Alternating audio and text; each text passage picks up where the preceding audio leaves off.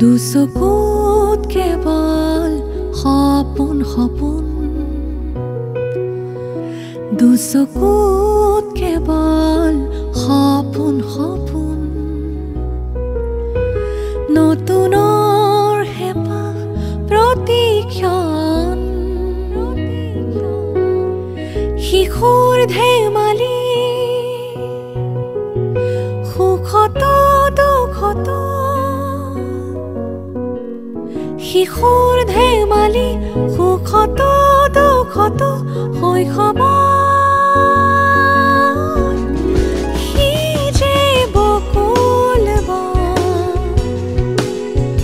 শৈশৱ সি যে বকুল। ৰাতিপুৱাবোৰ গীতৰ দৰে, প্ৰতিটো ৰাতিপুৱাই বাপুৰ বাবে নতুন। ৰাতিপুৱাটো যেন বাপুৰ সৰজু বাইদেউ।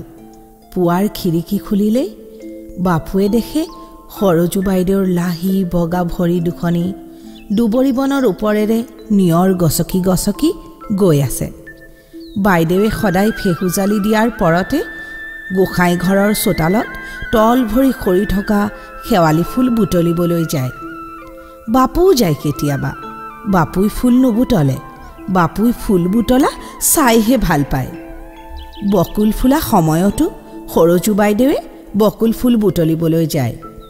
বকুলৰ তললৈ কিন্তু অকলে নাযায়। যশোদা, সুনীতি, ৰাজুহঁতো লগত থাকে তেতিয়া। মাক পিতাকে সৰজু বাইদেউক অকলে অকলে বকুলৰ তললৈ যাবলৈ নিদিয়ে। ঠাইখিনি গহীন, চাৰিওফালে গছ বনে বেৰি আছে। গোসাঁই ঘৰৰ দক্ষিণ ফালে পূবমুৱাকৈ যোৱা বাটটোৰে বকুল তললৈ গোসাঁই ঘৰৰ পৰা এক গেৰিৰ বাট। সেই বাটটোৰ নামেই বকুল তলৰ বাট। বকুল তলৰ বাটেৰে অলপ গ'লেই কুমাৰঝাহি। কুমাৰঝাহি পাৰ হ'লেই এখন পাহাৰ। সিহঁতে ভূগোলত পোৱা মালিয়াতা পাহাৰখন এইখনেই বোলে। পাহাৰখন বাপুৰ বৰ আপোন আপোন লাগে। পিতাকে কোৱা সাধু কথাৰ ধ্যানত বহি থকা ঋষিজন যেন লাগে।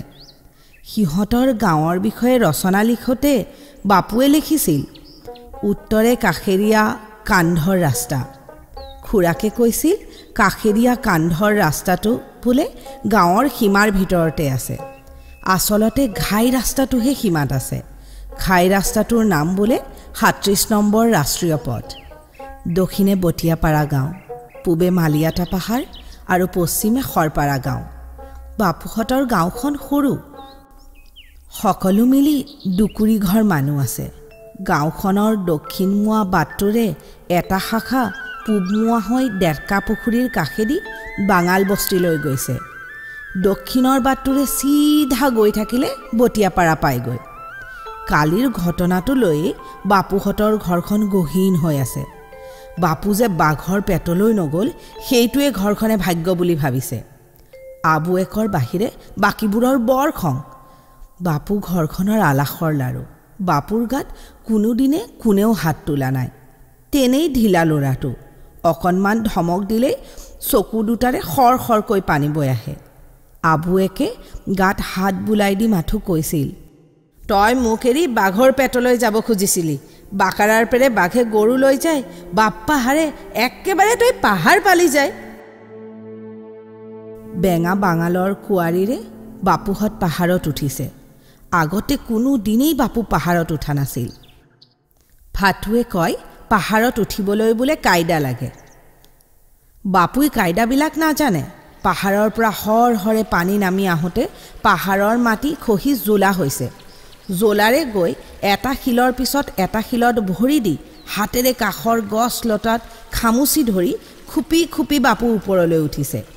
ইতিমধ্যে ভাটু আৰু লম্বোদৰে ওপৰৰ ডাঙৰ শিল এটাত বহি ভৰি নচুৱাই নচুৱাই হুহুৰিয়াবলৈ ধৰিছে।